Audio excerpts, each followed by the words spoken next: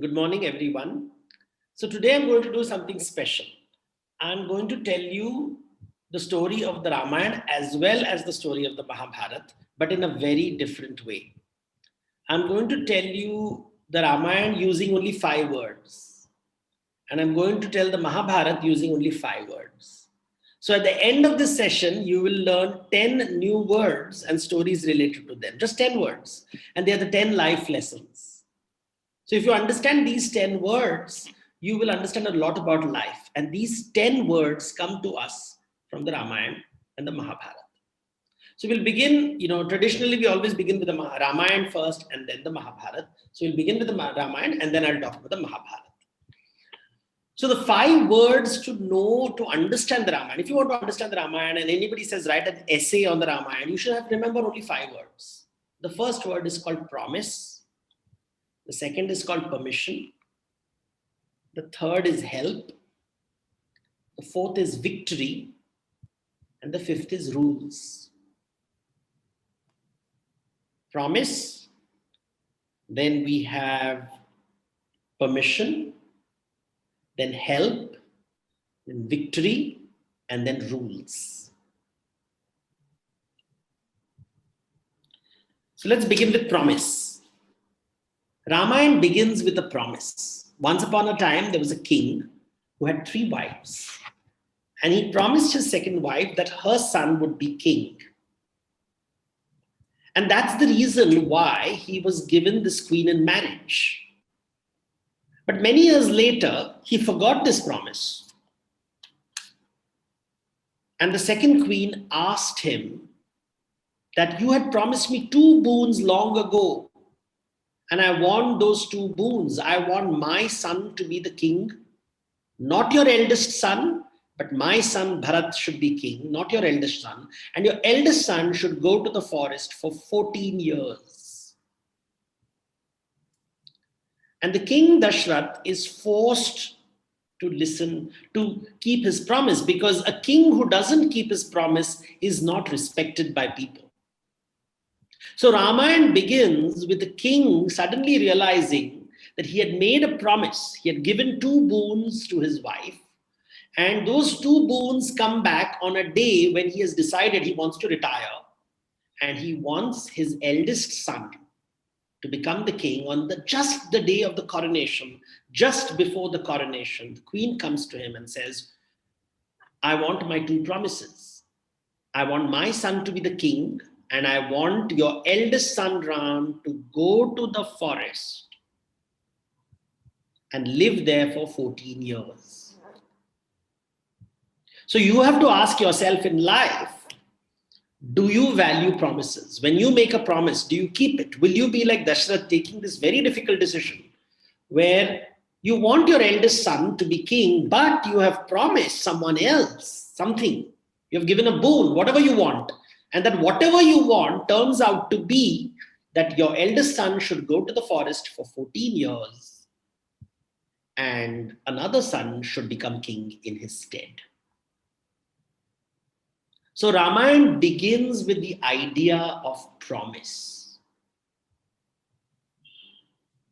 And when we talk about Ramayana, we talk about a prince called Ram, who on the day of his coronation is told that instead of becoming king, you have to go to the forest and live there for 14 years.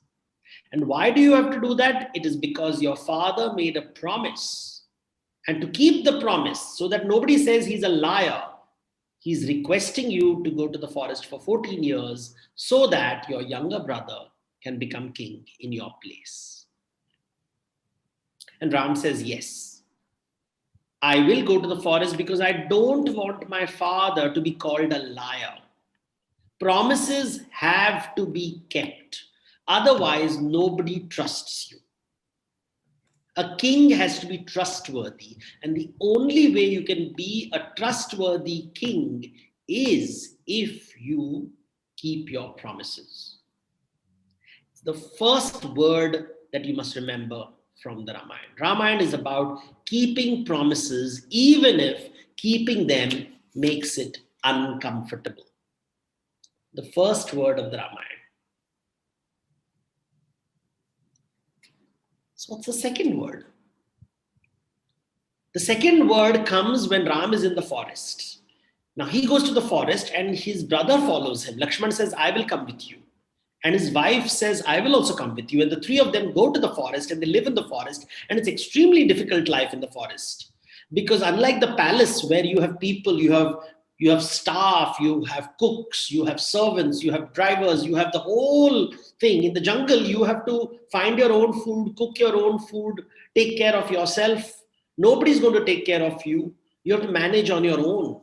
So Ram, Lakshman, and Sita are in the forest taking care of themselves, looking for food every day, finding clothes for themselves, protecting themselves from the rain, the heat, hiding in caves, living under trees, protecting themselves from wild animals and wild beasts. There are scorpions on the ground, snakes slithering everywhere. There is a tiger that can attack them. There are wild elephants running everywhere. For 14 years, they have to struggle with these great risks, all so that Dashrath can keep his promise. But then one day, a Rakshasa woman of the forest, comes to Ram and says, I would like to marry you. Ram says, no, I'm already married, so you cannot marry me. But the woman insists she wants to marry Ram and she gets very aggressive. And she gets so aggressive that Lakshman pulls out a sword and cuts the woman's nose. And the woman says, what you have done is wrong. And Lakshman says, what you have done is wrong. You have not been given permission. My brother is not giving you permission to marry him, and still you are insisting to have your way. You are wrong. And Surpanakha says, I may be wrong, but you are even more wrong because you have been violent and you have cut my nose. You will pay a price for it. And so Surpanakha's brother Ravan comes to this forest and he plays a trick. He uses magic to create a golden deer so that Ram is busy chasing the golden deer for Sita. And while he's away, he takes the form of a mendicant and asks Sita for some food. And Sita steps out of her house and he abducts her.